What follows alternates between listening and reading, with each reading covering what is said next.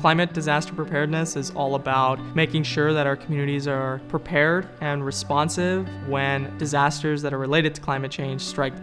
And so the heart of climate disaster education and disaster preparedness is about equipping young people with the skills and the knowledge to actually address the problem.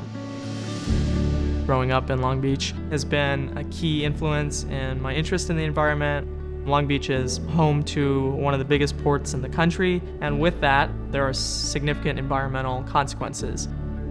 In middle school, myself and many other kids were having asthma attacks out of nowhere. That was likely a consequence of the pollution in Long Beach. That experience really influenced me to look around me and think about how climate change can affect public health. Take your right hand and put it like this on the mask. Take your other hand and fold it back like this. So this way you're approaching them here, kind of like you're putting on sunglasses, and then close it there. My project is the READYteens program, which is focused on advancing environmental justice through disaster preparedness education in partnership with the American Red Cross.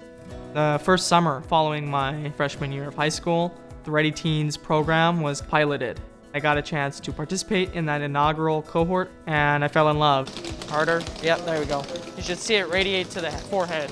READYteens training programs and curriculum covers topics like first aid and CPR, search and rescue, triaging, and then we also have a recovery part of our curriculum which focuses on disaster cycle services, sheltering, feeding, psychological first aid.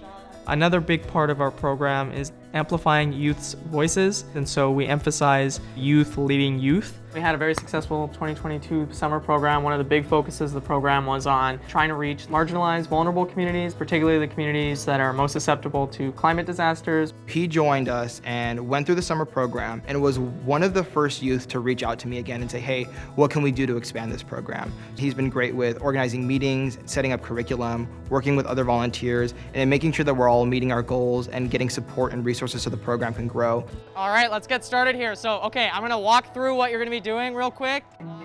Creating change is very meaningful when we can do it within existing systems. So the reason I've gotten involved with School Site Council, with the Red Cross, is because these are people in power within these institutions who have a tremendous amount of knowledge and passion for what they're doing. And so if we're able to create really creative opportunities and initiatives that leverage that institutional support that already exists, we can have an incredible amount of impact on the community.